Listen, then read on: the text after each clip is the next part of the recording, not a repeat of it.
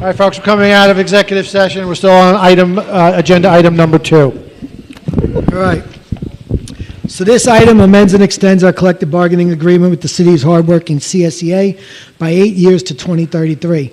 The agreement provides the city's workforce with modest annual salary increases and the city and its taxpayers with much-needed long-term stability. Difficult negotiations took place over several months and concessions were made on both sides. CSA members have already overwhelmingly approved the agreement. I want to sincerely thank CSEA President John Mooney and his entire executive board for being strong but pragmatic counterparts in these negotiations. At the end of the day, I think we have a deal that is fair for both our employees and our taxpayers, and I'm really proud to have gotten this done. Thank you to everybody involved. It was a great job. It was a pleasure working with you.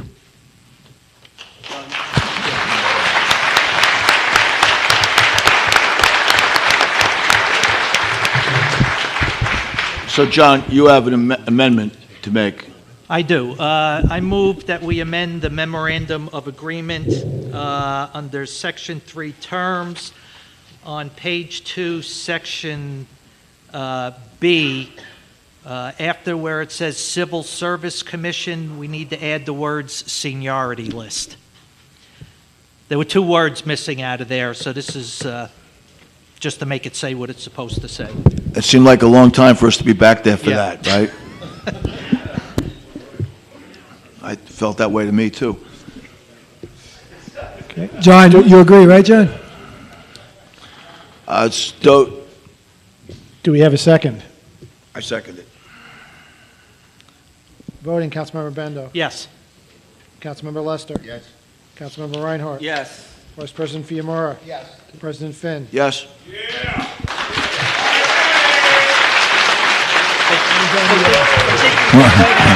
We have. Hold on, we haven't voted on it yet. I'm sorry. We're gonna. That was just on that. That was just to correct that grammatical error. But it was a good catch, so everybody, thank you for clapping. Okay. Do we have comments from the public? Yes. Everybody.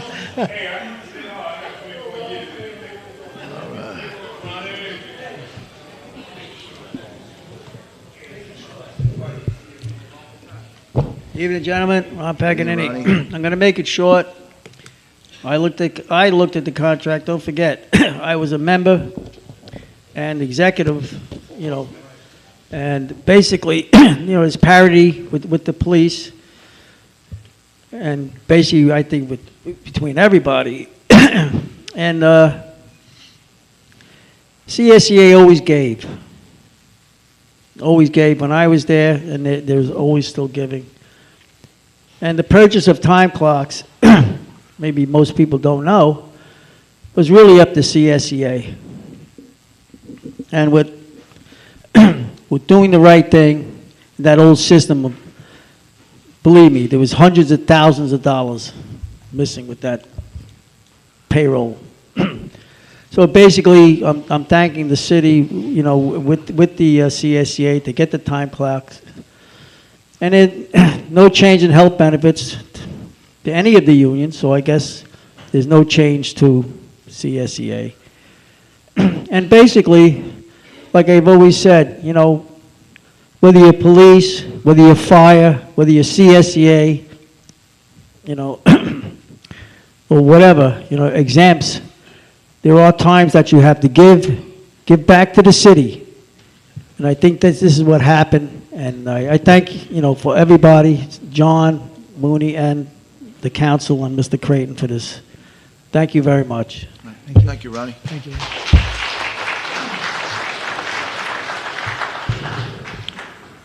Any other comments? Yes. Oh, okay. What was your name? The Honorable James Hodge, 95 East 4th Street.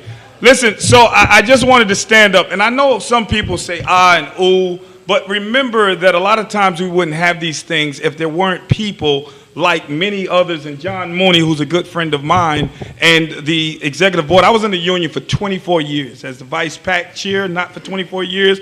I was a solid union member fighting before I got in the union. And so I always stand up when it comes to CSEA, because CSEA is one of the strongest unions in the country, one of the strongest unions here in New York State, one of the strongest unions in Long Beach ever. And I thank God for the work that the men and women of the CSEA do and all of the hourly workers do before they even get an opportunity to get civil service. And now thank you to the city who actually gave some union benefits to hourlies waiting to become full-time pledge members. You know, so again, thank you to the CSEA. Thank you to John Mooney, because again, if you didn't have strong advocates and you didn't have strong leadership like the executive board, you wouldn't have all of the different pluses that we have. So again, John Mooney, and to the city council, all of you, doesn't matter what party you're in, all of you, I encourage you to vote yes to move this contract forward and give the union what they desire. Again, I thank God for the 24 years and all that I was able to accomplish with helping the union, and my record speaks for itself. And so, again, a lot of people may not understand that, but I'm grateful for John Mooney and all of the union members that do appreciate individuals that come up here from the community as a private resident still supporting CSEA. So again, thank you, and I encourage everyone that has a vote to support this contract, to give the men and women what they deserve and more. Thank you.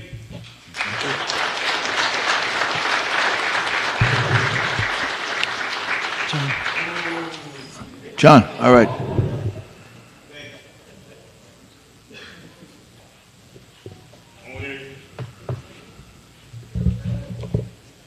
Good evening. Good evening, John. Good evening, everyone here. Good evening, everyone here. Usually when we're in a union meeting, we say union strong. So I'm going to say Long Beach. Strong. Long Beach. Strong. Long Beach. Strong. Thank you. I asked my executive board to come up here. I wanted to personally thank Dan Creighton, Phil Ragona, Ina Resnick, Corporation Counsel Joseph Lupo. It was a long 9 months. It was a fair contract. It was fair negotiations. I also want to give a shout out to my executive board and my shop stewards. They worked tirelessly to help. We're always here for the union and the city, and I would just ask that everyone give them all a round of applause.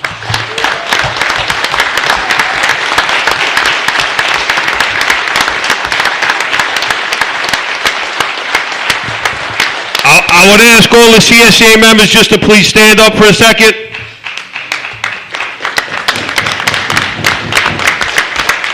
We just want to say thank you to you. This contract is for you and your hard work. Thank you. Our union has been through 2 fiscal crises, layoffs twice, Superstorm Sandy, and COVID.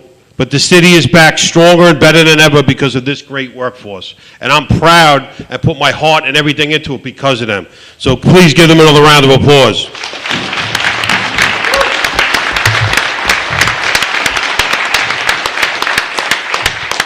In my opinion, we have the greatest union in the state. I know some of my region and local people will be mad at saying that, but I don't care because nobody's stronger than Long Beach. Yeah, right. Long Beach what? Long Beach what? So just in closing, I want to again thank Dan and his team. You guys did a great job. I want to thank the city council, both sides. I appreciate all that you guys do for the city. We're all in this for the same reasons. We're all here for the community, and I'm asking for your support to vote yes. All right. Thank you.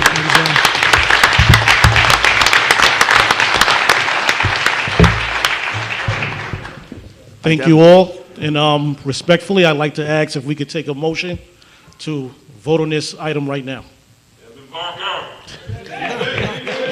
And once we close it, we will. Okay? Yeah. We agree with you, Devin. Is that what you yelled out of the truck this morning?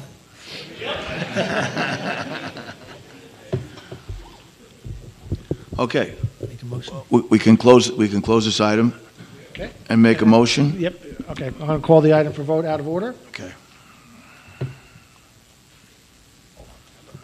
There we go. Okay, so item 2 is a resolution authorizing an amendment and extension to the collective bargaining agreement between the City of Long Beach and the Long Beach Civil Service Employees Association. Who introduce and move the adoption of this item as amended? I do. Second? Voting, Councilmember Bendo. I'm glad we were able to give you guys a long-term contract, so we don't have to keep doing this every couple of years. This is a great balance of being good for both you and for the taxpayers, and thank you for all you do, and I vote yes.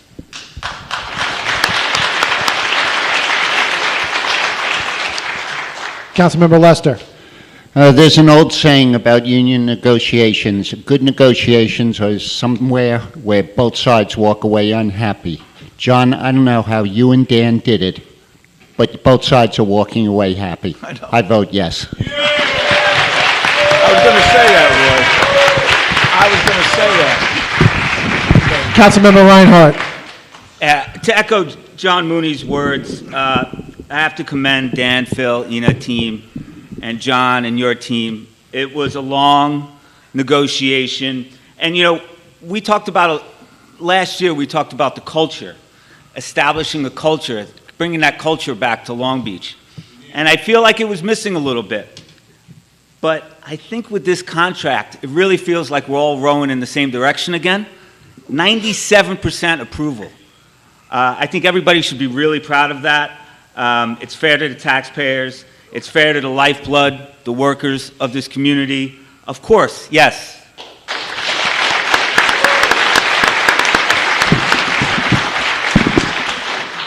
Vice President Fiamora. I guess I'm going to say a lot of the same things that everybody said already, but a lot of this job is, you know, minutia and you know, petty stuff and whatnot. And when I got on, there's a few things I wanted to do, some monumental things. So I'm proud to be part of something that means a lot. There's a lot of people in this room that keep this city great, and faces I know, some faces I don't know. We keep saying how long it was. Honestly speaking, I don't think it was that long. I think it was good. I mean, these are usually contentious, button head type of conversations. I want to really thank John Mooney, your team, and Dan Creighton, you are up front there, for getting along while doing this. And like Mike said, bringing a culture back to Long Beach, a working relationship between government and employees. We're the government, right, or for Long Beach, but the government should work for you. That's here on any level. So I'm very happy that we could work together. I'm excited to be part of this. I'm happy for you and all your families, and I vote yes, of course.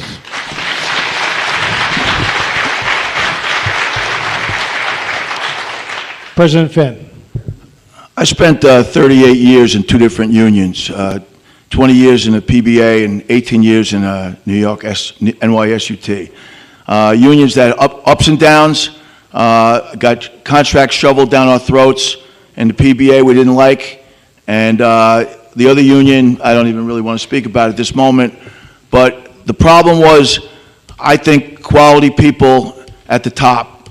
So I'm going to start with John Mooney, who is not just a quality person, but a quality union leader, or maybe I said that in the wrong order. He's a quality union leader, but he's a quality person. And I think that reflects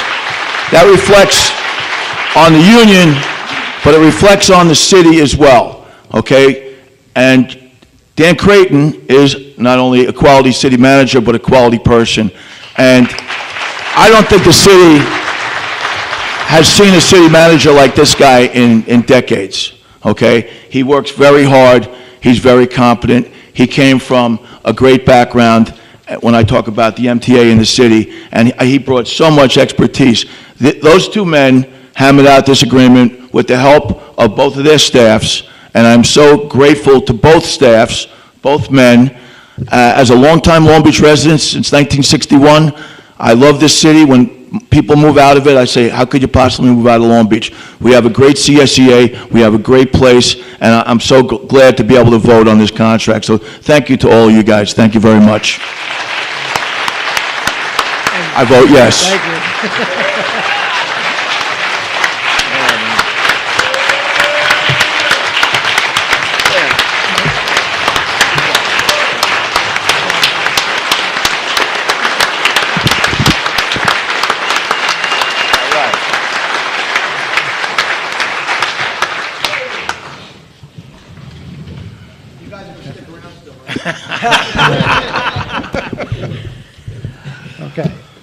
crazy. I hope you guys are buying. We'll see about 1 a.m. Yeah. I hope they're not calling last call as I come in the door. John, thank you. Thank you, John. Wait, where you going? What's that? Where's everybody going? Where are they all going? No, you can start right away. Oh, yeah, 8.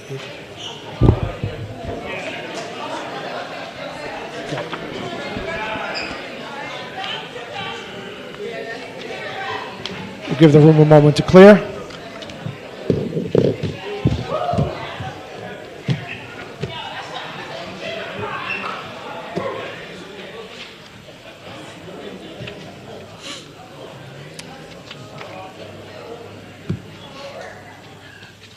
All right, folks, we're going to be calling the next few items out of order.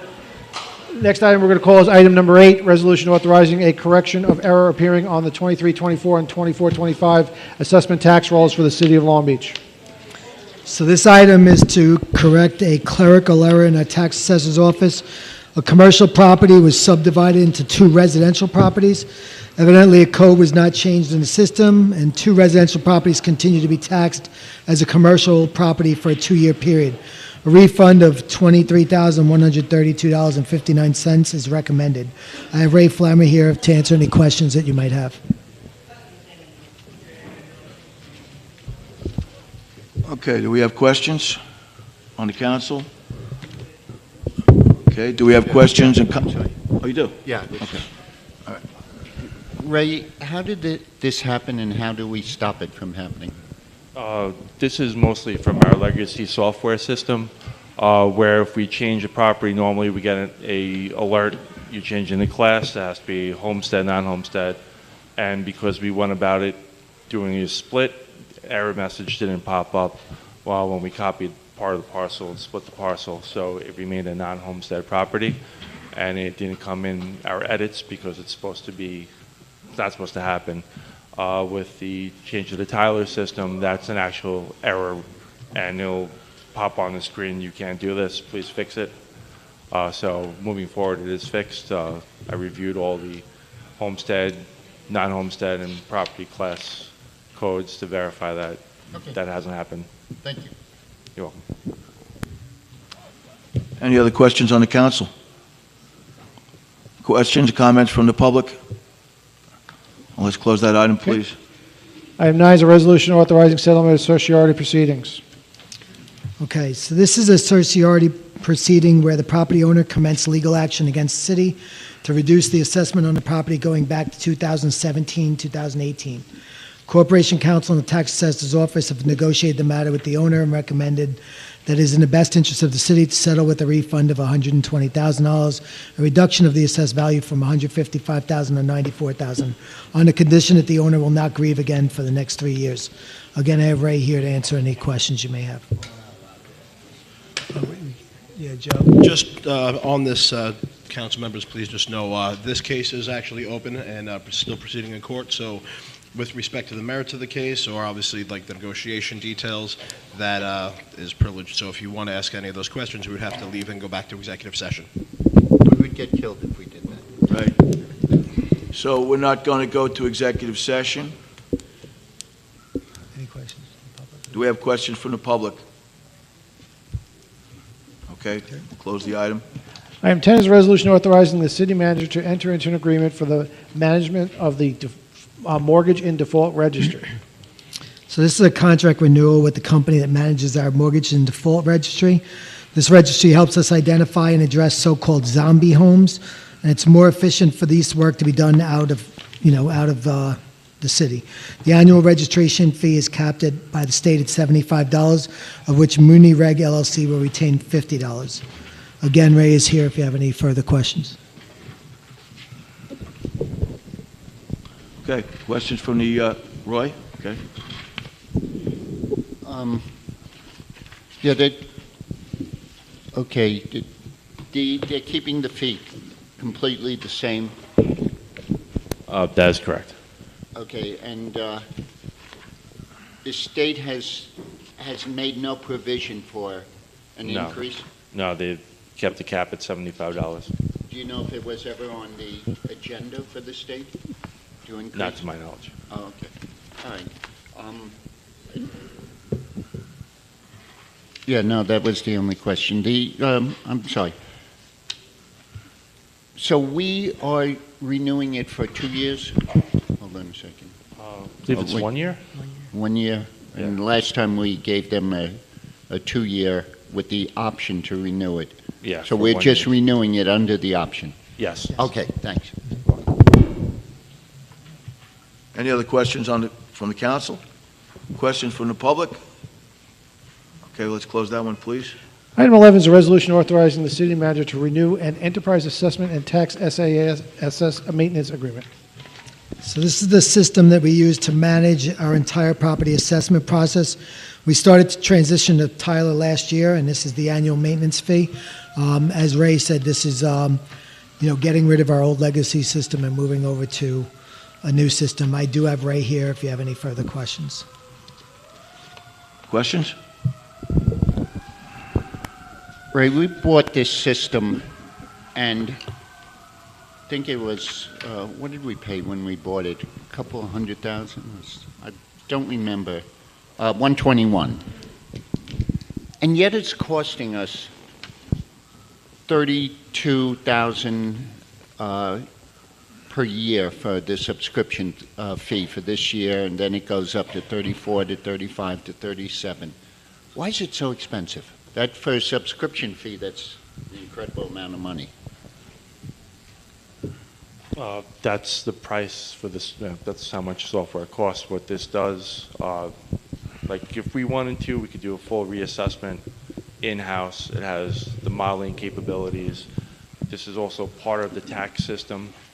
It creates the billing address and the tax file, and we got a good price, comparatively speaking, on the first year. I don't want to speak for Roy, but is this market value?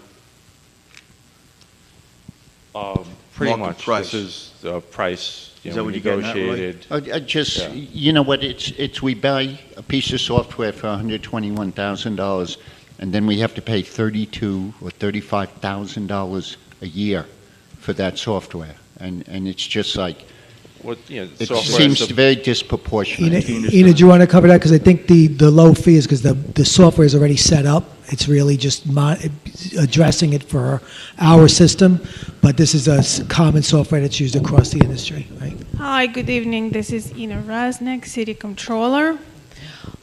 So you're questioning ongoing annual cost of...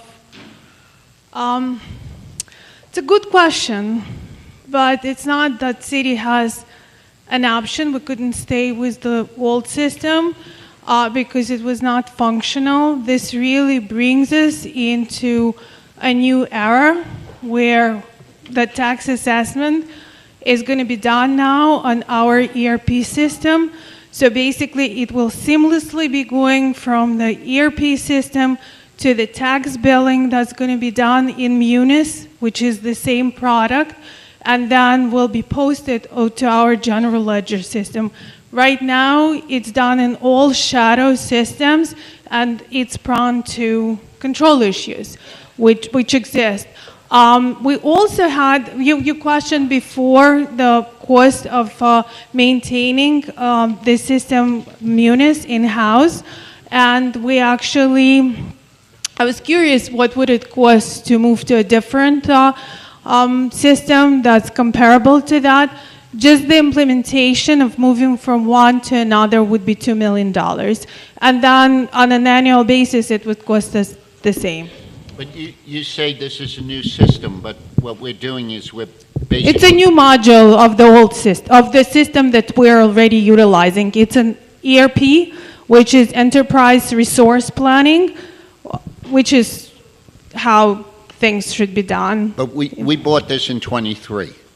And Yes. then each year we're paying a maintenance agreement for $32,000. How many properties does this handle? We have what, 17,000 properties in the This city? system is used by states, counties. No, I'm asking for us, For Long Beach. Right now, we have 9,666 parcels. So 9,000 parcels, and we're paying 32,000. I think what he's asking is how many are on the list? Yeah, Yeah, we have 9,666 Yeah. Oh, okay. parcels. Yeah, that's everything. And, our legacy system, I think, cost half, but you get a quarter of what this provides.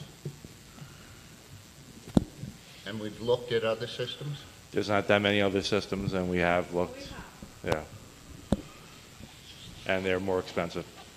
And Right. It's a very narrow They don't have the market. connectivity to our other computer system software that this will. All right. Any other questions from the council? So this is modernizing what we previously had. So my question is, now with this, let's look at the previous resolution of a clerical error. This will. Yeah, that goes away. That goes away. Yeah. But this isn't modernizing. We've had this system for 2 years now. We've been working on implementation, testing, and we're probably going to go live within the month. Yeah, this is new application. Yeah, we've been working on it. The 121 we paid for, we're not using that anymore? That was for training, implementation. I have Tyler, their software developers, coming at the end of the month to do 2 days of training where we're going to simulate doing a full year of work in 2 days to make sure everything's working right before we go live. Okay, thank you. You're welcome. Question from the public, comments from the public? Okay, we're going to close this one. Thanks, Ray. Dan. 3. Which one is that, 3 or 4? 4, I'm sorry, 4, 3 will be last. Okay. All right. Item 4 is a resolution authorizing the city manager to enter a license agreement with Long Island Green Markets for the purpose of hosting a farmer's market. Okay, so this item authorizes the city to enter into a 3-year license agreement with Long Island Green Markets, Inc. for them to host the farmers market on Wednesdays and Saturdays throughout the season. The farmers market and Arts in the Plaza have become beloved and well-utilized amenities for our residents and provide a much-needed platform for local growers, artisans, and artisanal food makers. This agreement increases the cost of the license in each of the 3 years and gets us to a place that is fair for both market and taxpayers. I appreciate the Board of the Market for working with us to get there. I should note there are many municipalities that actually pay to have these markets set up in their community. So this is something that we worked on getting to a fairer agreement with them, but still is something that we look at as a service provided to the community. So I do have John McNally here if you have any further questions, who helped to negotiate it. Throw 'em right under the bus, huh? Yeah. Welcome, John. Question from the council. Yes. John, what do they charge each of the vendors? And does it depend on the size? Or? It depends on if they're subscribing for the full season or for the one-off. I believe it was. I'm sorry. It depends on whether they're signing up for the full season. Yeah. Or they're signing up for one-off on just a random Wednesday or a random Saturday. So what is it per day? It is, I want to say it's $100 a day. Is I believe what they charge. I think it's as low as $30 a day for someone that you're right, books and the entire. 50 is the cap on 50 it. is, yeah. I'm sorry, 50 is what? I think they said 30 for like if they pre-order the entire season, Wednesday and It Saturday. ends up being it ends up $30 a day per vendor. If not, the one-day fee is $50. And how many days is the season? It goes into November. Into November. So it's basically from April, is it? It's May until November. So more than 6 months. It's right around 6 months, yeah. So 180 days, at least. And Well, 2 days a week. Well, 2 days a week, yeah. Uh-huh. That's 7. Okay, so, and we rented out for 100, now it's going to be for the 2026, 175 for the entire place. Correct, Per per day. use. And It was $50 2 Dan, you years said ago. that's benefiting the taxpayers? What's Extra- the extra cost? $50? More than the $50 we were getting prior to us renegotiating Well, last year. I just don't understand why we can't just collect the money from the vendors. And I said this last year, too. And it makes sense. I mean, Well, it seems like we're renting out our property. It's And- not our market. This market was formed with blood, sweat, and tears of the founders and the board. It's not our market to take over. But If it's we our wanted- property. And it's our property. It costs us essentially nothing to have. It provides a tremendous amenity to our residents, and it provides access to food. If you're talking But arts, But hold on music. one second. Yes. So this isn't John McNally's idea. He's just explaining what I it know, is, I right? understand So- that. So I'll speak out a little bit, because what he just said is, we don't have to invest time or money into it, but we reap the reward, but the citizens reap the rewards of having this market. Which they would do if we handled it ourselves. They would still reap the exact same rewards.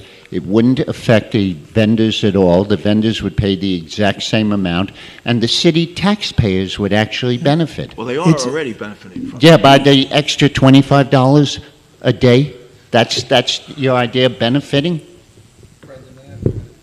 I mean, we could I also. mean, I think, I'm sorry, I just think that, we're going to get hung up on such a minor thing. There's more than monetary values to taxpayers. Because you pay taxes monetarily, there's benefits to the taxpayers of, I can get on my bicycle on Wednesday or Saturday and come to But City that Plaza. stays. That stays. Nobody wants to change that. But if you handled this No, I'm yourself just from a saying- business standpoint, or if you handled this yourself, the cost and overhead to handle this yourself would be a net loss by any means. Have we asked anybody? I don't know who we are, Have but you've we, been here for have 4 we tried to years. put this out to bid to anybody? Well, Have we hold on, let- so we voted as a council last year to do it again. So I think we should just vote as a council to do it again or not, right? That's fine. I'm asking the questions. Okay, I think the answer's gonna I be mean, to presented me, in it another doesn't short seem while. like it's benefiting the taxpayers. In a very short while, we will present the answer to that question. I mean, we can't ask McNally to do that because he's No, one I'm not person. asking him to do that. I'm asking him for the information. Sorry, John. I mean, can I answer? Yeah, of course. If I could, just to touch on what you're saying, I mean, we own all the concessions as well on the boardwalk. Yes, the city can make more money if we run the concessions, but do we want our laborers and our, whatever, is that what we want to do? Do we want to be in the business of running restaurants on the boardwalk and running farmers markets in the plaza and running arts in the plaza? I mean, I think this is, we leave it to the people that do it, and we charge them what we think is appropriate to get the, Dan, the when rental. we have a fair on the boardwalk, do we rent out the spaces? On one of When them? we do our own, yes, but we also do it with the Historical Society. We also do it with the Chamber of Commerce. But and we we're the don't- one we that don't- rents out the spaces, and we get the money for it. Not for the Chamber of Commerce. No, not for, but when we do ours, Yeah. we so get should we get the money for it, and we manage to do that. But it's And we don't tell one person, you can have the whole boardwalk for $125, and But it's a tremendous amount of work. With all due respect, Right, it's it's a apples tremendous to amount of work. oranges. The network that has gone into organically growing the relationships with the vendors and cultivating the atmosphere that they have there is not just putting out an application for a bunch of carnies that come around that run on circuits all weekend long and come for the summer on the boardwalk. But we already do it on the boardwalk. We do it. We do it on the And boardwalk. our taxpayers benefit from that. Two private nonprofits have invested Yes. themselves And- and, and their they- energy and to they nurture benefit from it. To nurture. They are nonprofits. They break even on this. They do this out of love for the community and the love for the service that they are providing to the community. And May they- I make a suggestion? Yes. So perhaps, and I mean this truly, maybe put together a plan to do this and present it to us, and then we could vote on that. Well, all I'm asking is put it out there and see if anybody else wants to do it. That would give the city more than the extra $25. But again, Well, we have a relationship with this group, Let me- and we've had a relationship with them, so. And I'll just. I'm sorry. Can I add something to this? Yes. So if Roy, what is your suggestion if we put out an RFP, right? And the proposer that comes in, the best, highest paying proposer comes in at $25 a week. We have to take it. It's an RFP. You have to follow legal procurement guidelines. So if we put it out and you get Put out a less, bad RFP. If you Okay, we'll can put out a only bad get RFP. somebody to rent Kennedy Center. We Kennedy ran through. Plaza for $25, then you did something wrong. We did all of the background last year of looking at what this model looks like in just about every other community on Long Island, and what Dan mentioned earlier was 100% correct. More often than not, they're either paying a super nominal fee, which is well below what we are getting paid here, or the community itself is paying for the privilege to have this amenity in their community. But we've never asked anybody else. I think based upon the research that we have done to see what everybody else across Long Island does, I think Dan's scenario that he laid out is probably right.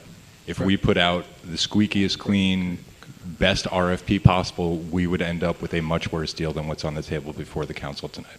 And we put no additional police on this or anything? We do not. It's an FYI to police, and they take all of their garbage with them. Yep, We had the discussion earlier last week because there was some refuse. We told them it was going to be a $200 bill if we had to send people to clean up. They are cleaning it up. There's no city services whatsoever. John, if I remember last year, it's like Groundhog Day, I think we were the only municipality on Long Island that was actually profitable with this. And not that we're doing this for a profit center. This is a benefit to community quality of life issue. And to compare the boardwalk that has, I don't know, probably 500 times more visitors literally passing you by in comparison to Kennedy Plaza, where people are doing 40 miles an hour by you. It's really the neighborhood that comes here. I don't know, there's probably a small percentage of people that come here from out of town or travel to buy pickles, but so we're actually comparing apples to pickles. It's Mike Reinhardt. You stole I my quoted line. him. No, I said if you're I not was going gonna to say it, instead I'm of gonna say apples and oranges, it's you apples said and pickles. apples and pickles. But I mean, even if we have 15 people, what do we actually charge? $50? We charge this year, it'll be $125, I believe. So why is that bad? Because I was doing the math at $50. We have 15 people. It's $750 per day. It's $1,500 a week. It's $6,000 a month. I'm in for that, and everybody's happy.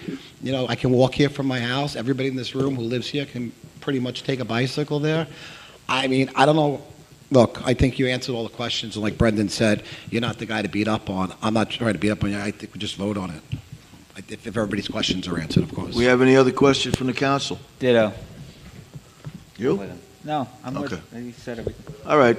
Questions or comment from the public? Yes, Mindy.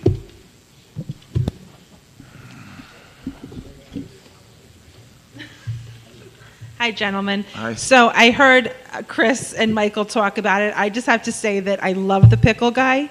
I think that the pickle guy, I forget his name. Horseradish pickles. Yes. Yes, they are really but good. I just want to say that I agree with you. It is a quality of life. I love going there, and I just have to say that for the record. And Mindy, if you have a cold ever, eat one of those horseradish pickles. There it is. Mindy Thank doesn't you, get Mindy. cold. Have you tried the mustard pickle? No, she goes and jumps in the water. The water gets cold, right?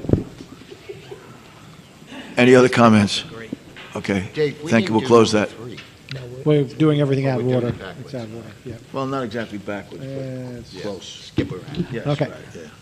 So item 5 is a resolution authorizing the city manager to enter into a license agreement with Arts on the Plaza for the purpose of hosting Arts on the Plaza. So similar to the previous item, this allows the city to enter into a 3-year agreement with Arts in the Plaza for them to operate in Kennedy Plaza on Saturdays throughout the season. Arts in the Plaza has a different business model than the farmers market, so they're paying a bit less. They also have increases each of the 3 years of the agreement. They also put on the Friday night concerts in the plaza at no cost to the city, which is part of this agreement. Again, I have John McNally here to field any questions you may have. Okay, we have questions from the council. I'll just add one thing, they're having half-step there on Friday night. Okay, something I'm happy about. Are you going to play with them? Going to dance with me, Roy, when they come? It is the right month for that. Question from the public. Okay, you're relieved, John. Thanks, John. Item 6 is a resolution authorizing the city manager to enter an agreement for grant consulting services. So this is a 1-year extension with our existing grant consultant, Millennium Strategies, along with the city option for 2 additional 1-year extensions. With Millennium's help, we have brought in over $4.5 million in grants last year, so the $42,000 a year we pay them has proven to be a tremendous investment. We definitely put them to work, and they have proven to be a great asset to the city. I believe the number that we paid them last year has not increased this year. So it is a good deal for the city.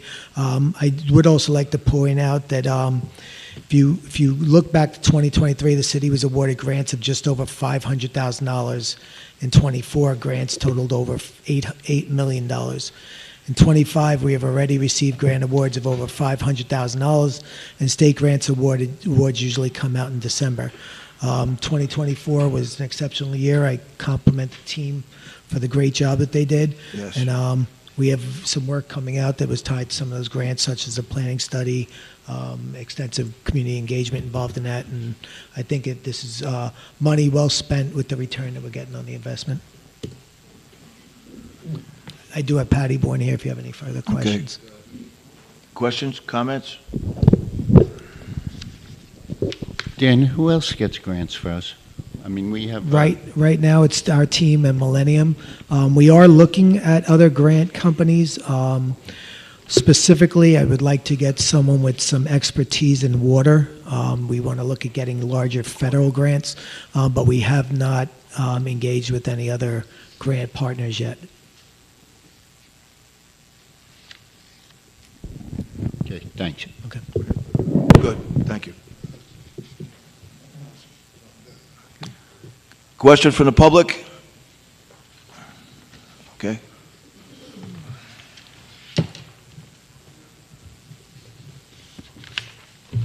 James Hodge. Just wanted to thank, how much are they again paid per year? $42,000. Just want to thank them. I wish they were here to hear it, actually. You know, so I think anytime we're voting on a contract for a company or anybody, it should be a representative here so they can hear the concerns, if there's any, or to give a presentation. Just out of respect, you know, I do thank them for working with the team that already gets us millions of dollars and hundreds of thousands over the years. How long has this company been with us? Patty, do you know how long they've been with us? I think it's only 2 years, right? 3 years. Okay, so we've gotten millions of dollars before them, and since they're here, you know, we've gotten millions more with them. And so, but it would have been good if this, and hopefully they're watching this live. So I say to the company, and it would have been great if you're here. I'm speaking as a taxpayer that helps to come up with those funds to pay that, but thank them for what they do for us. Also, do this company help the city get grants to probably help out non-for-profits in our whole city? They're involved in many of our grant applications, but they're not like CDBG. They're not tied to that. So you don't know if they've helped any nonprofits get any grants in the city of Long Beach? Oh, you mean do they do work for? No, I'm saying as far as assistance to the city, because Patty does a lot of work and also her team. If they're really, really great grant writers, they can help the city aid nonprofits that's really hurting but doing such an amazing job in the city of Long Beach. I don't speak for the Historical Society. I don't speak for the MLK. Patty, you go ahead. Yeah, but these are contracts that they have with the city, so they provide city services. Yeah, I know. Go ahead, Patty. No, I think we're okay. Oh, okay. So my question, because he's inching close to the mic, I don't want to. Yeah. Right. We're okay. We're all right. Okay, so I guess my time was gone. But so my thing is, I know that the city, they've had meetings here before with all of the nonprofits in the city of Long Beach, and they wanted to help out. They had MLK, Historical Society, West End Neighbors, all of the nonprofits. They had us all here. They were like, we want to help you guys out through our, grant department and help you get grants because you do services for our whole city that benefit our whole city. And so if there's ways that we can help you. So I just say if millennial, because grant writers are grant writers. They know how to put the demographics. They know how to put everything in its boxes, its places. Funders and grantors that's granting money sometimes only want 1 or 2 pages, depending upon what that grant is for. They don't want a whole, 15, 20 pages. And so if they're really good and they appear to be, I would just say if there's an ask, they may say, sure, I'll bring the captain of that department. And so I'll say to them, they may hear me and may see me, I would love for you guys to help the nonprofits that need so much help in our city that's doing such great work. And again, I don't speak for the nonprofits in our city, But I love all of our nonprofits that's doing an amazing job and doing a lot of different things, and they need help. That's one of the biggest things that nonprofits hurt in is grant writing. And so I ask you, City Manager, thank you for what you do, and to the City Council, I ask that you guys vote on them again. 42,000, and we getting 4 million? Sounds great. Thank you. I agree. If you don't mind, just to add, James, just so you're aware, our grant teams do actively help and participate in helping not-for-profits get grants, but I do not usually bring in outside help, and the city pays them to do grant work for third parties. But our grant teams are actively involved in helping some of the nonprofits in the city get grants, and they've actually been successful in a couple of them. Great. Yeah. Okay. And you got that right under the wire too, James. That was really good timing. Well, I have more to say, but go ahead. I say it. Yeah.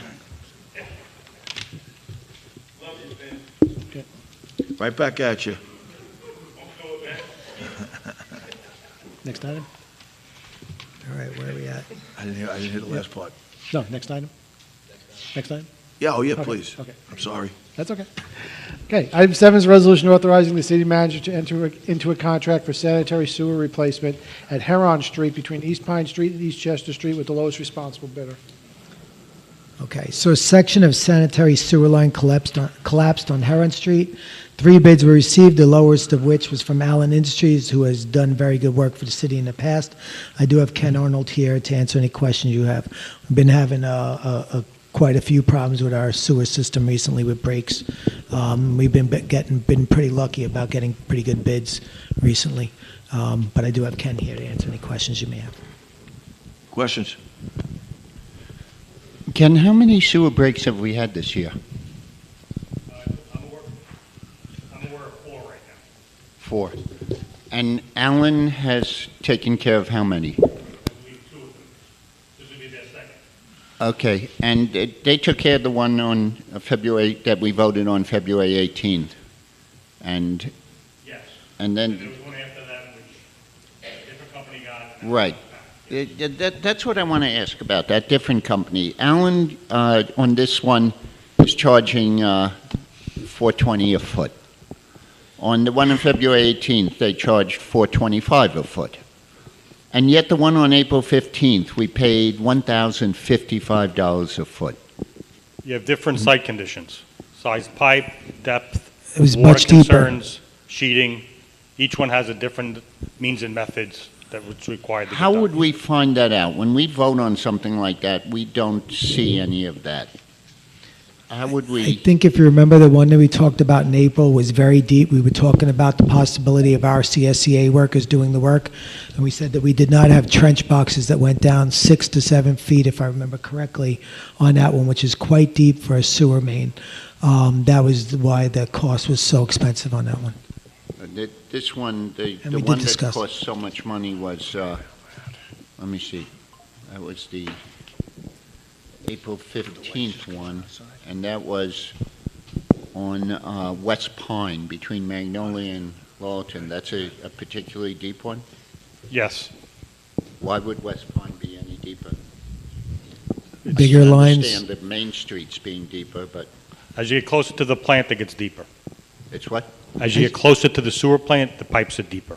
Gets deeper and bigger because it feeds, all of the trunks go into bigger trunks and bigger trunks until it gets to the main area where it's collected, which is the biggest pipe that you'll have going into Any the... reason why Allen didn't bid on that job? They might have been busy on another project. I'm not sure on it. We had multiple bidders, so we don't reach out if we have multiple bidders. Yeah. All right, thank you. Any other question from the council? I have a question. I don't know if it's related, but before I came here tonight, I saw somebody owned a business in the West End, and they said that their sewer was backing up into their business. Is that one of the 4 that we're talking about? Is there something in the West End? I think there was No. one at the hospital, right? This one is over by, in the This would be on canals. Beach. This is Okay. over in the canals, right? Yes. It's on Heron, yeah. Heron Street. Sewer-wise in the West End. On the west end, I'm not aware. I know that there's a few businesses that have problems with it. Sometimes with the restaurants, there's grease and stuff that traps in it.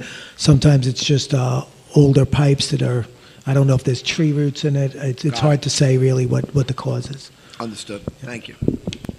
Ken, I'm sorry. On Heron, though, we just did the lower part of Heron. It wouldn't have been wise for us to do the whole thing, or? Heron was designed and constructed based on a budget, and it was only for the canal portion. I wasn't here why that was determined at that location. That was also a flooding road raising issue, project. not Right, or but we sewer had to replacement. replace the whole sewer. Right, but we would add to extend sewer, water, roads, everything further up broke. Heron Street. Because it broke, though. This one broke. This was not that project was not a sewer replacement project. That was a flood prevention project.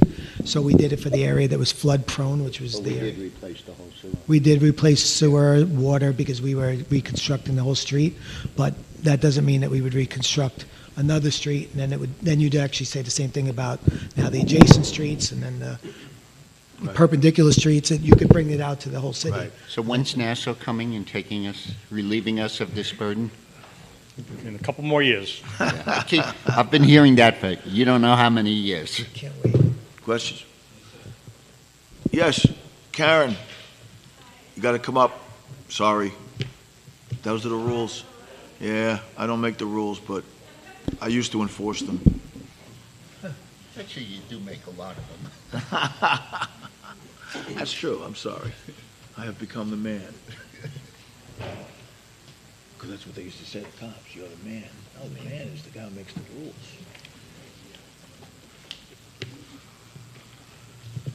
Hi. Hi. In respect to the conversation here, we've lived in our house about 27 years, and we get backup several times a year, and it has destroyed my basement every time. So in retrospect, I was just commenting about the sewers. It's awful. So I'm glad to hear that you're trying to rectify that. It'll be nice to see. We've been trying to figure it out. Right. And Did you pay the sewer lateral program on your water bill? yeah, we are a part of it. You should call in that company to have them look at your pipes. That's what you pay that for.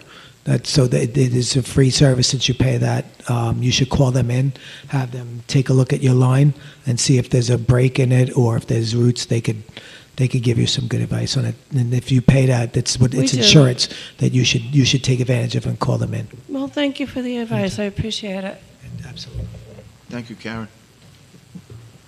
Any other comments? All right, close that, please. Okay. Jumping ahead, item 12.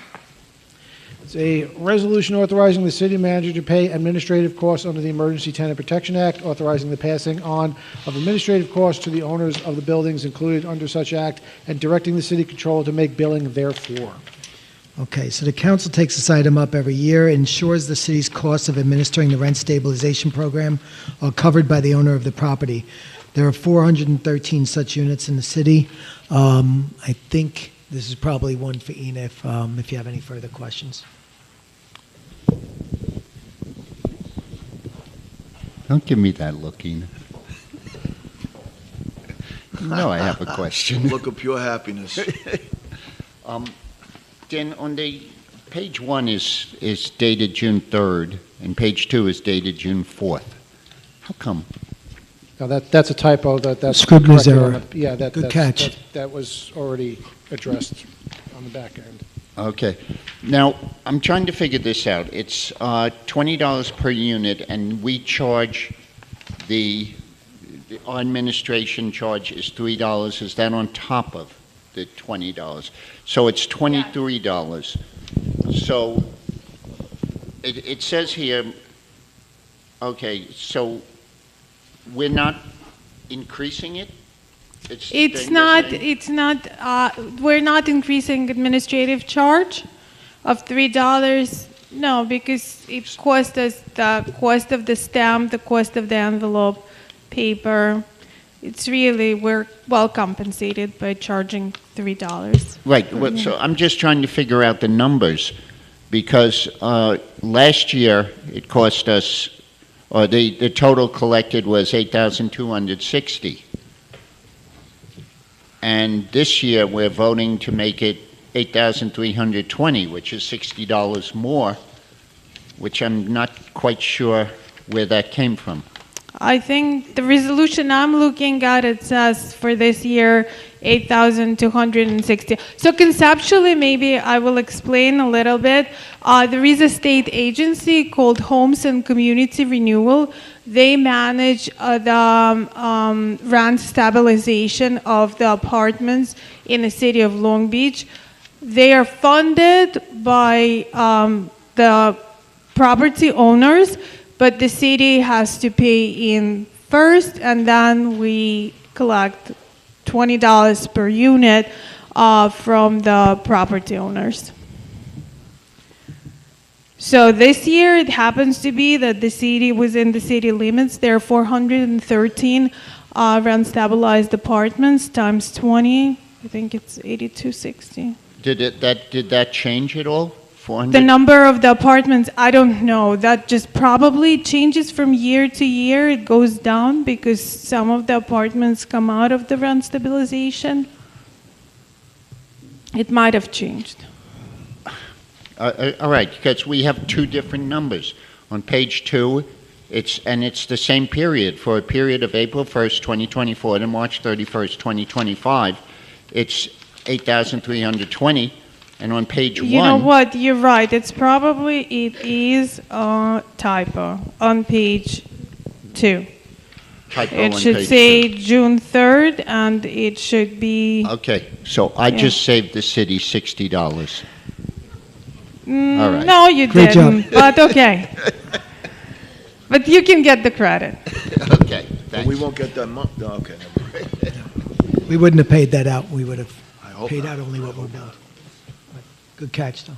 Anybody else with a question on the council? Question from the public? Okay, close that, please. Item 13 is a resolution authorizing budget amendment to the capital projects fund budget. Okay. Where are we, 13, right? 13. Sorry, I'm looking at page 2. Yeah, ambulance So transfer. as you all know, the county provided us with a $600,000 grant for the purchase of a new ambulance and other emergency services equipment. Thank you again to County Executive Blakeman and Legislator Patrick Mullaney for this funding, especially getting it up front.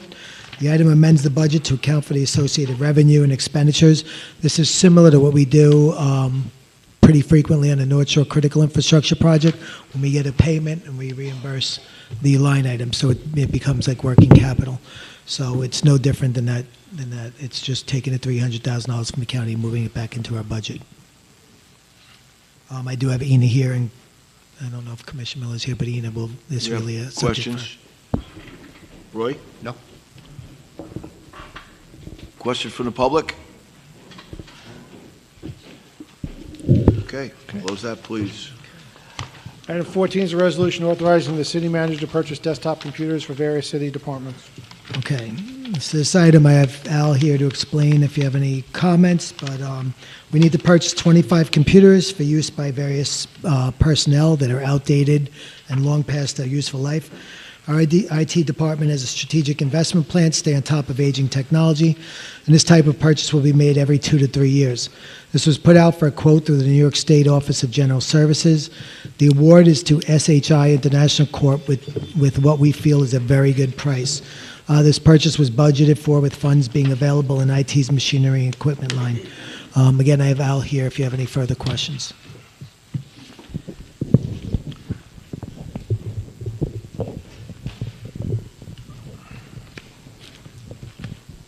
Alex, I was looking on this, and I really couldn't find anywhere where it said what these particular slim models, slim plus models, pro slim models contain. Was that anywhere, you know, the memory and In terms stuff? of technical specs? Yeah. CPU, RAM, and what have you? If what? In terms of CPU, RAM, and Yeah, drive? all of that stuff. I'm just trying to compare them with what's available from Dell itself. They're typically i5s with 16 gig of RAM and a half a terabyte SSD, or M2. How much, 16 gigs? 16 gig of RAM. All right, because, you know, I was looking at the Dell website, and the Dell has them for $729. and we're paying 9 something. Yeah, I'll put you right to the website. Dell itself. The procurement processes are very strict, so we have to do it through. So we cannot buy directly from Dell. No. No, it's got to be done through New York State contract. And through the reseller network. In this case, it's SHI. So we can't go directly to the. No. Yeah, well, that's, that's something that should be changed. Welcome to it's- government procurement. Yeah. Okay, and the other question, of course, is what kind of guarantee are we getting, a warranty? They come with a 3-year warranty, and at times we extend They them. go with what? 3-year warranty. Okay. And then do we have somebody to service them? I mean, we usually, We actually fix them ourselves, but if it's under warranty, Dell will come, or they'll send replacement parts. okay. I looked for the warranty, though. I couldn't find it. Does it say anywhere in here? Because they're kind of weird like this. They say Dell has a no returns policy on all hardware products. If an item is DOA, missing, wrong, or visibly damaged in transit, SHI must be notified within 24 hours, which I find an incredibly strict no return policy. That is strict, but they really work well with us. Dell's support So we is have actually to- very As good. soon as we get them in, we have to inspect them. We have to set them up. We don't even get 24 hours to do that. Did you get that from the website? No, I got it from the invoice. Is that from Dell or SHI? That's That's SHI. From SHI? Yeah, Yeah. because the Dell warranty overrides that, really. Because for Dell warranty, we actually contact Dell directly, not SHI.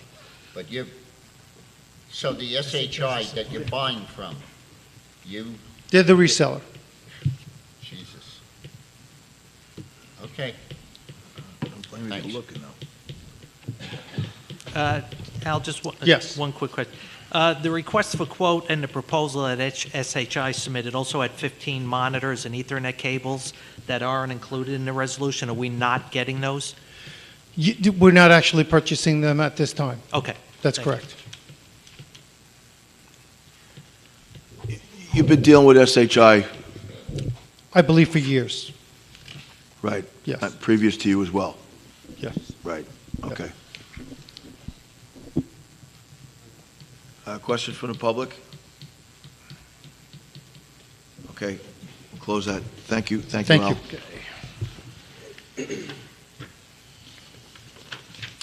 Okay, and finally, item 3, resolution authorizing city manager to purchase time clocks for various departments. Okay, so part of the new agreement with the CSEA is the implementation of a time clock system where employees would use their fingerprint or employee ID number to punch in and out at every shift. Presently, employees sign in and out on physical sheets of paper. The implementation of time clocks has been discussed for years by previous administrations, and we are grateful to the CSEA for getting to a yes on this with us during their latest contract negotiations. Exempt City Hall employees have been using this system for the past several months. Approval of this resolution would allow for the purchase of necessary time clock systems from Tyler Technologies to be installed throughout the city at different work locations. I do have Al still here and Ina here to answer any questions you may have. All right. Roy, do you have a question? Yes, I do. Why? Okay. Al, I'm trying to figure this out. We're paying $3,000 per clock, roughly speaking. We're paying $3,000 for maintenance. Is there a guarantee on this? I mean, what happens if a clock goes down? It's going to cost us a lot of money, because we can't keep. Not track under of warranty. Not under warranty. It's not under warranty. No. No, it wouldn't not- cost it's- us under warranty. Correct. There wouldn't be any cost while it's under warranty. Like the clock on City Hall up Right. there. And Marty McFly is going to change it. So the maintenance.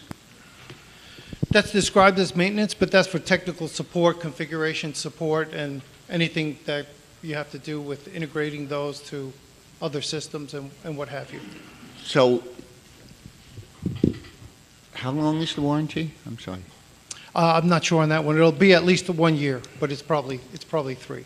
And then the maintenance doesn't cover The maintenance repairs. is like a support portion of that. Firmware updates, software updates, it's basically, Maintenance is- it's a computer, Yeah, maintenance is 10% of the actual purchase price, which is... typically. And Al, it also includes when we need to make changes, if we see glitches in our time management system, like when they're doing payroll, or we want to make changes That's to correct. the software as we're going along, That's it correct. covers that as well. The integration efforts, yes. But if it breaks after a year, we have to buy a new one. Well, maybe fix it ourselves, I guess. It depends on the failure. It depends on the failure. They're durable, they really don't fail typically. They're pretty reliable. I would say we had these in MTA. I don't recall many, if any, failures. I've never seen one fail. Not to say that it couldn't, but I've never seen that. Just out of curiosity, then what does the maintenance consist of? Maintenance consists of tech support for the product. And at the beginning, it's very important because we'll have such situations where, say, we're getting timekeeping integration, and we have to work with them in order to maybe change stuff, or, so right now it will swipe in the time that you sign in and the time that you sign out. That doesn't mean that you necessarily get paid. Like if someone comes a half hour early for work and leaves a half hour late, if they didn't have approved overtime, a time clock system would say, well, they're due the hour overtime. We have to have certain, software implementation things that say basically, no, unless there's an approved overtime, you get paid from your shift, from the time your shift starts to when your shift ends, not necessarily when you clock in and clock out. Those are sorts of things that we have to constantly be checking on and making sure that the software matches what our policies are, et cetera. So we'll find that we have most of our policies in, but we will also find that there may be one or two here and there that we missed, and this will allow us to have that sort of implementation changes in software updates as we need throughout the process. So, You still going? What's the useful life of these clocks? I've seen them last over a decade. That's good. All right, thank you. Dan, are these the same clocks as the one in the lobby? Yes. That's the one the exempts have been using for. Yep. Al, I assume these clocks require internet access. So all the places we're proposing to put them, do they have internet access, like the beach trailer and things like that? Dan, would you know the latest in terms of every location? Um, Because we're getting additional clocks now. Yeah, we're getting additional clocks. I believe they're going in, the furthest ones, the lifeguard headquarters has them. I believe the east and west, I believe Phil has internet access, right? Right. I don't know if we're putting them in the trailers. Those do not currently have, but I don't think they need to be. They'll be in the east, west, and central. Yeah, I guess the two I had questions about were the lifeguard headquarters and the beach park trailer are both proposed to get clocks. Do they have internet access on them? I believe they both have internet access. I'll let Yeah. Phil answer that. He's sure of it, but I do believe they have it. believe so. Phil can answer that. Hey, John. Yes, they all have it. East, west, central, and Great. beach park trailer. Thanks. Good. Do they have to have the key fob on their whistle? It supports biometrics, a key fob, as well as a I chipped know. ID card. So it supports all. Yeah. These are new, so it I like supports everything. the biometrics personally, but Okay, any other questions from the council? Questions from the public? Yes, Ron?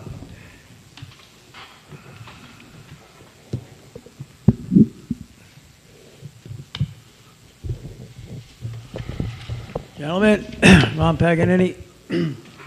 This is a long time coming. A lot of money was taken over the years, fraud and whatever. But what I'm concerned with, who's going to, the superintendent of all these departments, these outside departments, were in charge of payroll.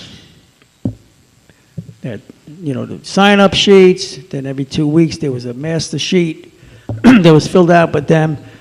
Are they totally eliminated, the superintendents of these shops, from doing any of that payroll work? No. So at the beginning, we're going to have both implementing because we're going to want to make sure we're checking one against the other, making sure that, the implementation is working correctly. There is also a lot of kinks that are going to have to be worked out. People will forget to sign in or forget to sign out. It will have to be overridden by the supervisor and the supervisor's supervisor. So we'll have two levels of sign off on that. But the supervisor will have to take responsibility for ensuring that anything that they sign off on was done. But how long is that going to go on for? Are we going to totally eliminate these individuals eventually? Say that again. The superintendents. Would we be eliminating the superintendents? No. Eliminating them from any supervision, basically, of people coming in late or their vacations and all of that crap, because that's where the stealing is. Yeah. So Sick days. Vacations, personal days, sick days that are pre-planned, they'll all be able to be put in for on a computer and approved at a time. If people don't sign in for a day and they're not scheduled for a day off, they will be shown as like a no-show, and the supervisor will be asking the employee whether they choose to use vacation, personal, comp, whatever they choose to use, sick, even if they have a doctor's note, or if it's less than 3 days, they could do it without a doctor's note. They'll still have a responsibility, but time will go directly to the timekeeping department. And the supervisors will have to be doing exception reports for, situations that, if there's overtime, they're going to need to say that they pre-approved the overtime. If there's time that's short that they want to correct, like let's say someone swiped in at 8 o'clock that was supposed to be in at 7, and the supervisor says, no, he was here at 7, I see he didn't swipe in, I made him sign in at 8. He'll have to sign that he saw him in at 7. So there's going to be consequences here? There'll be... of fraud, So we'll have a zero tolerance policy. If people swipe in someone else, that's theft of services. Is there be a policy stating yes. to the workers throughout the city, yes. if you fail on purpose to do your due diligence here, what are the consequences? First time, second time? It has to be written out that there are consequences, because I'm tired of this. I've seen it firsthand, and it's disgusting. But Dan, I don't trust anybody. I understand. So the more the computer handles this, and the more you take these individuals out. Listen, most people are honest. I'm talking about the 2 or 3 weasels, that continue with this nonsense. So I don't know what to say. I thought this thing was foolproof. You know what I mean? But I don't think anything's foolproof. Yeah, I know, but I think this is, at least we're getting into the 20th century. We'll take it one century at a time. Oh, but there'll be consequences, written consequences to the unions, to the people, that basically, if you're caught. The theft of services is a very serious crime. But I'm saying, I think it should be written as a policy. It is. And it is written? No one's saying that's not happening. We're developing policies and procedures for it right now that will be distributed when they start using time clocks, I believe July 1st. I want to know when, and I want to see it. Okay. I would love to see it, because there has to be consequences. But if you have consequences... I'll clear it with you personally. We are working on it. I agree with all you're saying, Ronnie. There's no disagreement here. I'm just joking with you, but right, we are working on it. You're going to do policy. We're very aware that has to happen. With it, you have to have you have to have the warning signs. You know what I mean? Because then they'll second think about it. Right. Fair enough, Ronnie. Yes. Any other comments from the public? Okay, close that. Okay, on to the voting. Thank you. All right. Thank you, Al. We're going to block vote on this? All right. I've been trying to keep track of where I think there's consensus. Wait. Before we go to the regular vote, I forgot, for item 9, we need a motion to make a correction to the item. That's correct. So, yeah. It got by me there for a second. We're going to make a motion to change the wording To- in the resolved, To where it remove, says to be made in lump sum, just take that out. correct. Right, because it's not actually a lump sum. Unless you take your lumps. There you go. Do I have a second? Anybody gonna second this? What are we changing the words Breaking to? you guys up? Taking out the lump sum. In the Let's put you guys resolve, up. removing the Stop. words "to be made in lump sum." Remove it from the item. So to be made, okay. Getting I'll silly second time it. here. Okay, we got to vote on that? Yep. Voting, Councilmember Bendo. Yes. Councilmember Lester. Yes. Councilmember Reinhardt. Yes. Vice President Fiamora. Yes. President Finn. Yes. Okay. Now we're on to the voting. All right. All right. Hopefully I kept track. All right. So I'm going to move that we move in block vote items 1, 6 through 8, and 12, and 10, and 12 through 14. Jesus Christ. Okay. So why don't you just So for tell your us which- purposes, it's 3, 4, 5, 9, and 11 that we wouldn't be block voting. Okay. 4, 5. 3, Well, you 4, can- 5, you can 9, put- 11. You can put 3, I could put 3 in? as far as I'm concerned, yeah. I'm not going to stop those time clocks. Okay. Okay, so So items 1, 3, 6 through 8, 10, and 12 through 14. 12 through 14. To block vote and move. Yeah. Who will Throw second? 5 in there too, John. Okay? Throw 5. So make it Okay. 5 through 8. All right, correction. So getting this block voting may be defeating the purpose of just voting straight up, but let's keep at it. Okay, so. With 14 items, it's not Okay, defeating the okay. I purpose. know, I'm kidding, I'm just So joking. to reiterate, we're going to move the block vote and move items 1, 3, 5 through 8, 10, 12 through 14. Correct? Hopefully. Okay, I second it. thank you. Voting, Councilmember Bendo. Yes. Councilmember Lester. Yes. Councilmember Reinhardt. Yes. Vice President Fiamora. Yes. President Finn. Yes, this includes a time clock, right? Yes. Yeah, number 3. Okay. So I just want to say one word about that. Thank you for bringing us into the 20th century with this. We're in the 21st. Long overdue. We're ready in the 21st. That's the point. That's the point. President Finn's making a joke. Well, unfortunately, the joke was on us for so long. So now it no longer is. Thank you very much Okay. for working on that. Appreciate it, seriously. So on to the stragglers. Item 4 is a resolution authorizing the city manager to enter into a license agreement with LI Green Markets Incorporated for the purpose of hosting a farmer's market. Would you just move the adoption of this item? I will. Voting, Councilmember Bendo. Yes. Councilmember Lester. No. Councilmember Reinhardt. Yes. Vice President Fiamora. Yes. President Finn. Yes. What other items are we missing here? Item 9, it's a resolution authorizing settlement of certiorari proceedings. Would you just move the adoption of this item as amended? Second? Second. Voting, Councilmember Bendo. No. Councilmember Lester. No. Councilmember Reinhardt. No. Vice President Fiamora. No. President Finn. I vote no as well. Okay. That leaves item 11. Resolution authorizing the city manager to renew an enterprise assessment and tax SAAS maintenance agreement. Would you just move the adoption of this item? I will.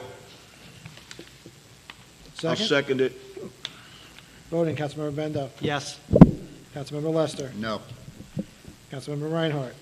Yes, especially because modernizing this system will help prevent errors like we saw earlier in the voting.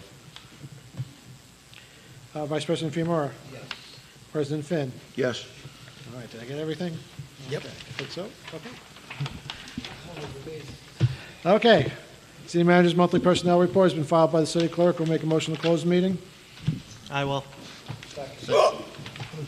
Voting, Councilmember Bendo. Yes. Councilmember Lester. Yes. Councilmember Reinhardt. Yes. Vice President Fiamora. Yes. President Finn. President Phil. Yes. Thank you.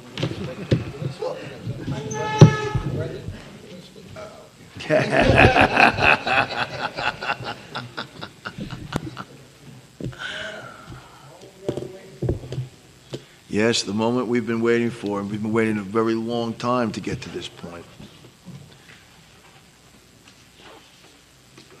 Wow. All right. Ron Paganini.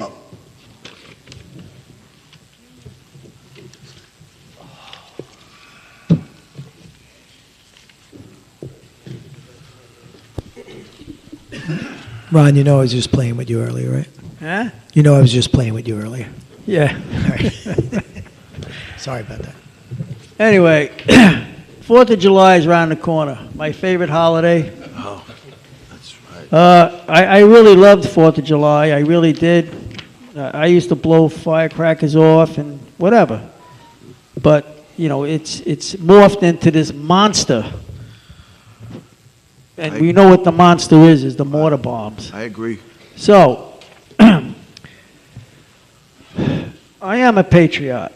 My flag flies 24/7 on a big, nice pole, okay? For 40 years at that house.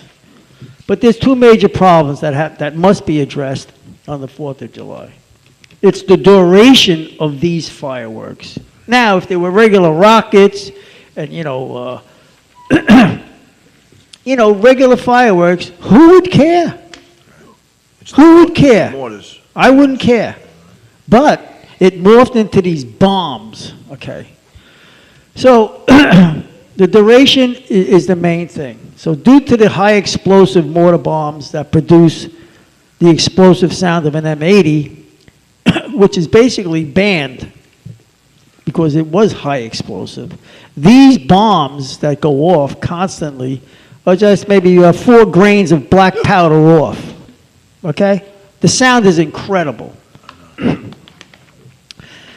You're talking hundreds and even thousands of rounds last year and the year before of explosive pain to the residents who live here, where I am. Seniors, small children, pets, vets, and people who have to go to work the next day, okay? It went till 2:30 in the morning. And basically, listen, the police responded well, to the point, I'm telling you this, after that maniac night, they would do it every weekend. It happened once in August, a guy with these bombs, and the police responded so fast that it was incredible. Knocked it out of the box, and I haven't heard one since then. So they know, these neighbors, these beautiful neighbors, okay, that do this, that the police are watching, and people are calling on them. So that response was incredible. So what I'm looking for is to have a meeting with Dan, the city manager, and the commissioner of police on some sort of plan that works for everybody, even the guys with these crap, that we shut this thing down, at a certain time where people could live and really be happy on the 4th and watch their TV and watch what's going on through the world. So that's what I'm looking for, and I think we can do that. Yeah, I agree. We'll set something up, Ron. All right, thanks, man. Thanks, It everybody. worked out well last year, like you said at the end. We'll work with Rich and his people to set Yeah. something A little deterrence is absolutely needed. Yes. All right, thanks, guys. Thank you, Ronnie. John Riley?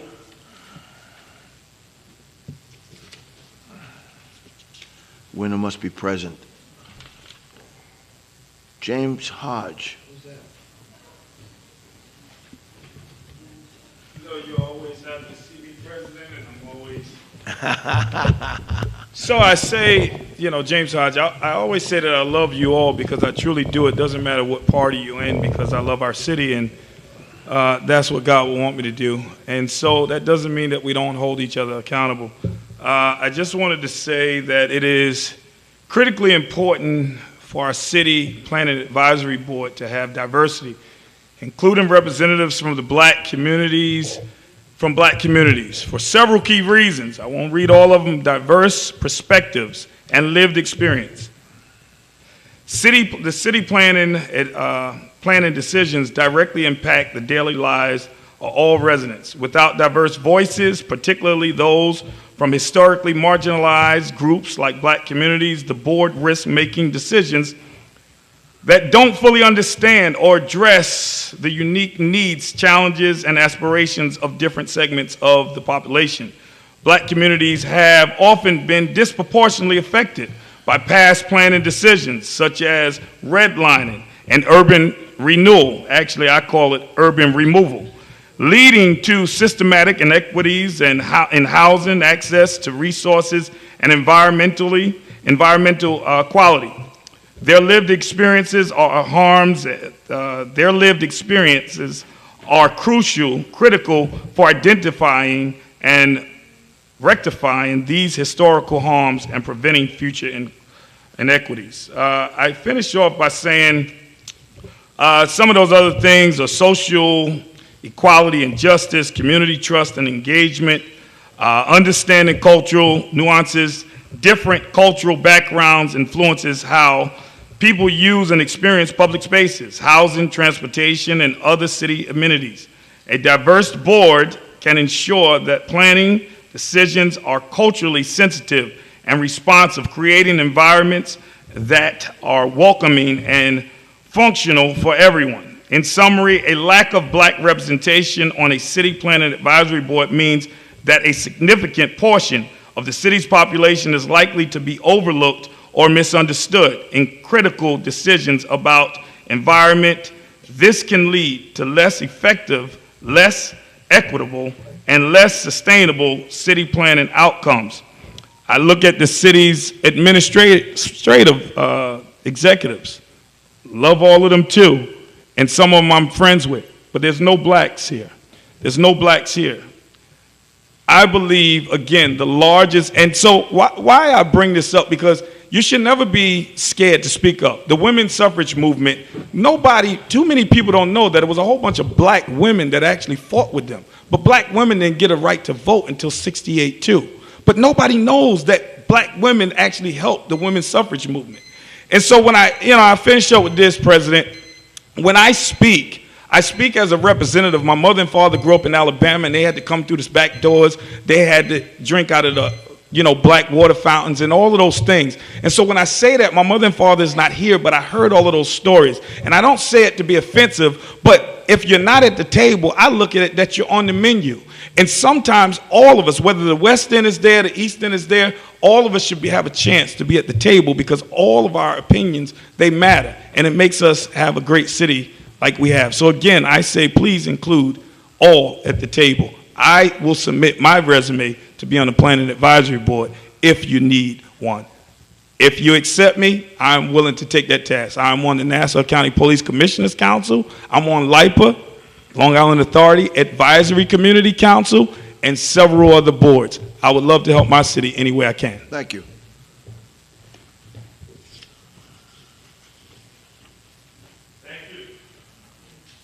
Wanda Brooks.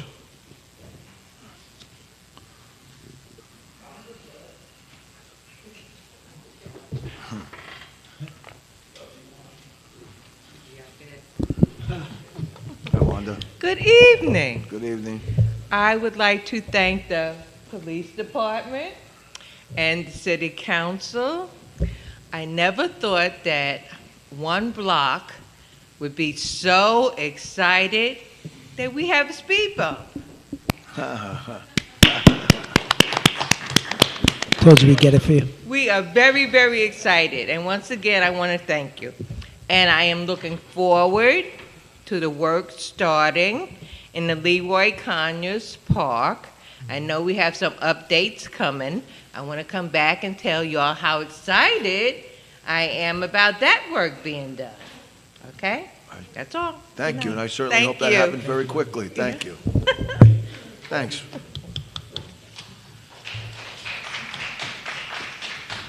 Karen Riskin.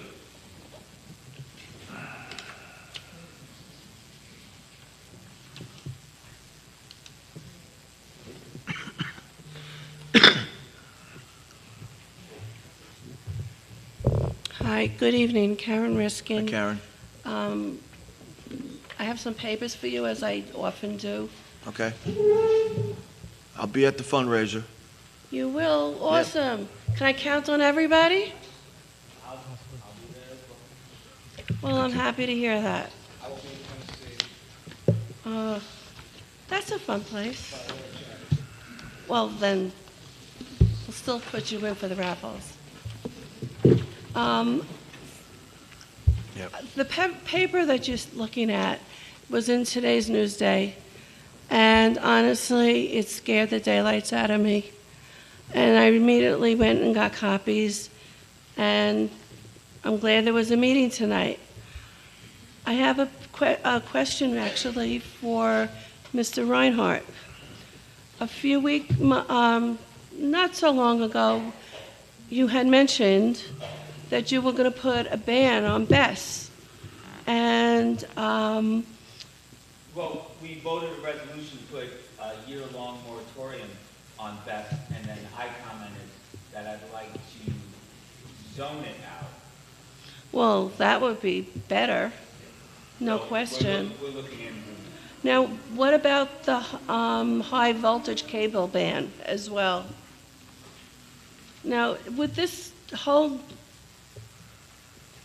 thing coming in, the big boat that's 2 football fields together, what do you, I mean, all due respect, you need to hurry up on all this. That boat is there, it wants to start work. They didn't even realize that when they did their research, that they're building and breaking up, trying to build concrete inside the water, and it's on the fault line. I mean, that's very dangerous. If they activate it over there, I'd be ashamed to see what happens. I just wish you would read this article very carefully. This small article happened all since April 9th when we had our meeting at the firehouse, our press conference. And it's very scary that that Mr. Bergon, I'm sorry, I don't know if I'm pronouncing his name correctly, but Bergam, that it was his fault that everything got changed because he fell to the needs of somebody else. And that really turned everything around. We really need to stop this now. We need everything to please push hard. I know everybody's busy. They have other jobs besides this. But this is for our community. And personally, as I said before, I'm really scared. I don't want it to finish. We've got to stop it. And we have to stop it now. Thank you. Thank you.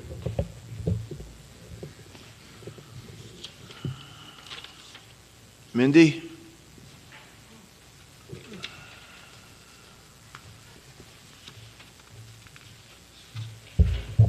Mindy Dovberg, Long Beach. I have a couple things I want to discuss. First, I know I said this to you, Brendan, on Saturday, but I just want to congratulate the leadership of you gentlemen for what happened last Friday, or what didn't happen last Friday. As a resident that lives right across the street from Riptides, I had fear of what was going to transpire, and I know that there's another date coming up, and I acknowledge the police department as well. It just makes me very happy.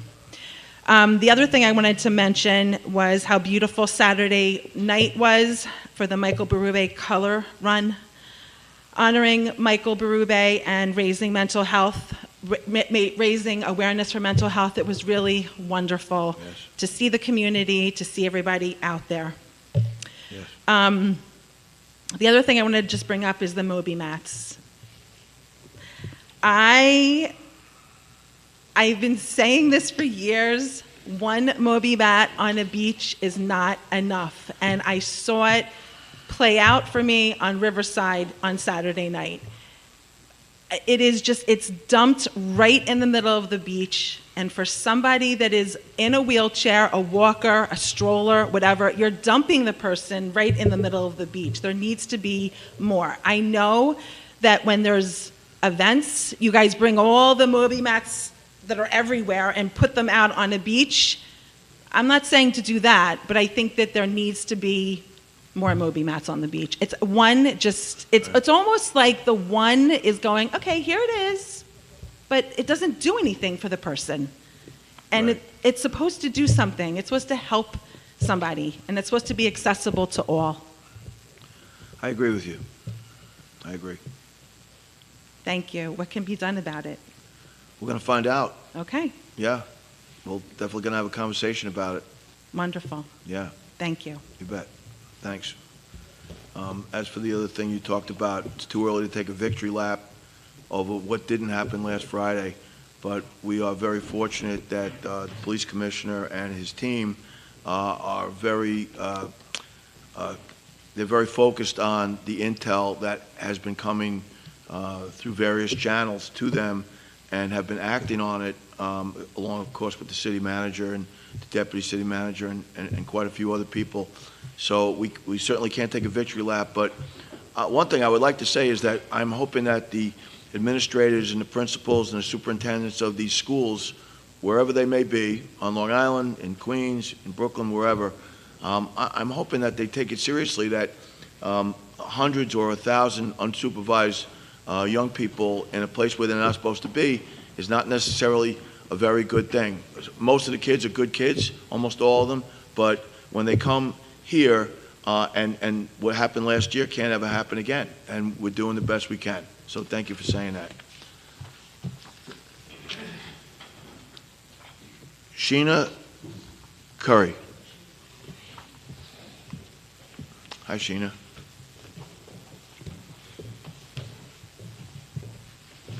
Are you wearing that Rangers hat to rub it into everybody that Wednesday starts the Stanley Cup Finals? No. Except for him, because he's an Islander fan, but that's how it goes. Okay, hello everyone. Sheena Curry, Board Chair of the MLK Center. I would just like to start by saying thank you to those who support the current board of the MLK Center, which is myself, Marsha Gray, Simone Merchant, and our advisory board member, Max Amante. We appreciate everyone, every employee, every volunteer, every community member, every business, every politician, every pastor, and every everyday hero who believe in our mission and leadership. With that said, I would like to thank a couple of people. Bendo, thank you for scheduling the meeting with Howard from Laura Gillen's office. Roy, thank you for coming to the center on Sunday to connect the cables to the Total Workouts body system that you donated to the MLK. I would like to thank Terrence for scheduling the CPR training classes for the MLK staff. I would like to thank Ms. Jackie and James Hutchison for preparing the food for our senior citizens and enrichment program. Bishop Moses for all of the food that he donates to the center. Corey, Kobe, Justin, Henry, Mont, Quan, Ms. T, and Pop. If I missed anyone, please blame my head and not my heart. It's hard to change the perception of what was, and we were recently confronted with that reality when applying for a grant with a major funder on Long Island. This individual disclosed that they had some hesitation in reviewing our application based on past interaction with the MLK. However, it was only after doing their due diligence by speaking with the contacts in the city manager's office, Patty and John, and learning of the recent changes in leadership that they were compelled to give our application serious consideration. I wanted to share this recent experience because it speaks volume about the genuine support we received from the city manager's office. In my view, it's more important what people say when you're not in the room versus when you are. I wanted to share my experience about what happens when we work together. Thank you so much, Dan. Thank you so much, Patty, and thank you, John. The world is what we make it. What we see today is the results of the mistakes that were made yesterday, and what we see tomorrow will be the results of what we do today. Thank you. Thank you very much. Thank you. And I think you just said it, that you have the support of this council. So we will do everything we can to make sure that things keep going forward in the positive direction, and you're taking them there. So thanks.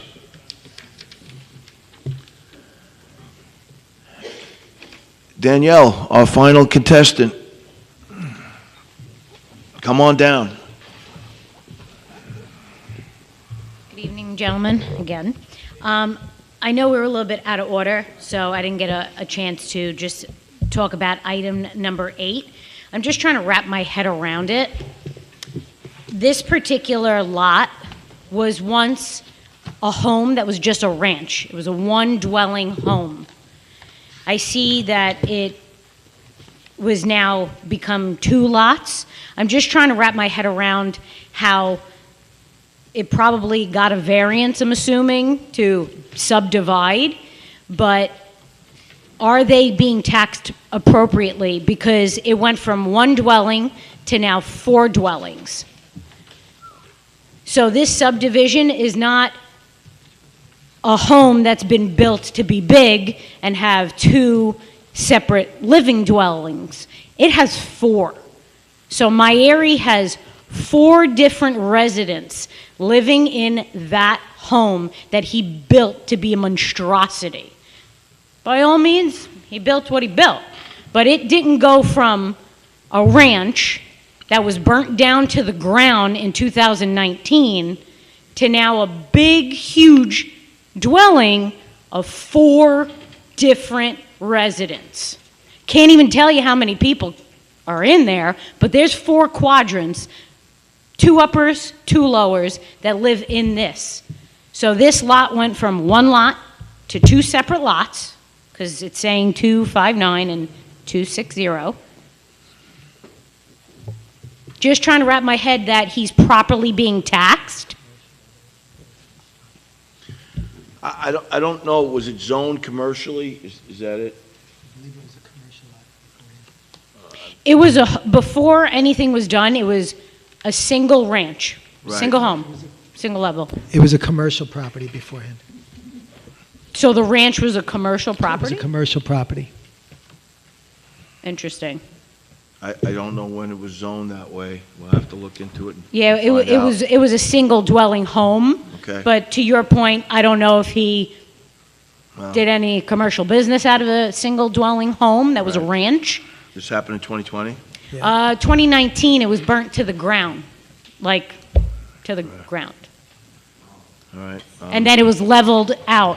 So I don't know if the ranch, which was a single dwelling home, got burnt to the ground, then he asked for it to be a commercial lot because there was nothing No, there. he subdivided it, and it's 2 residential properties. Yep.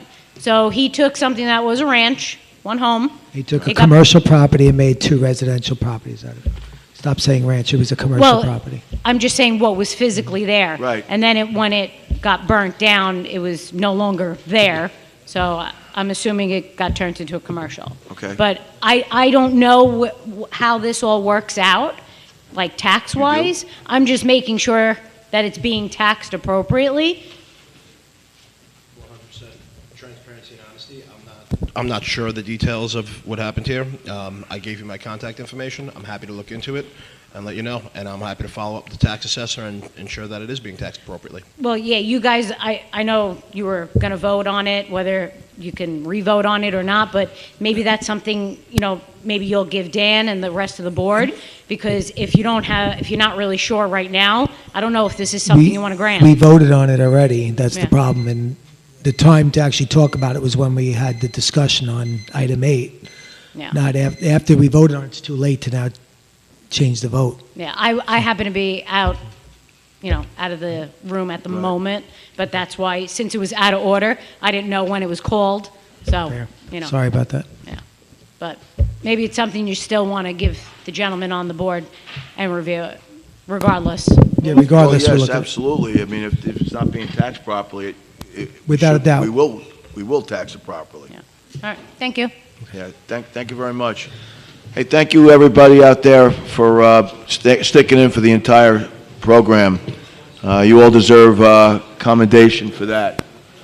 Thanks. And I think we had an historic night again. We had a good contract. I think that everyone's happy about the contract. And Roy, you stole my line with that. but you get it. Have a great night. Get home safely. Thank you, everybody. Thank you, Dan. You did a great job. Thank you, thank you.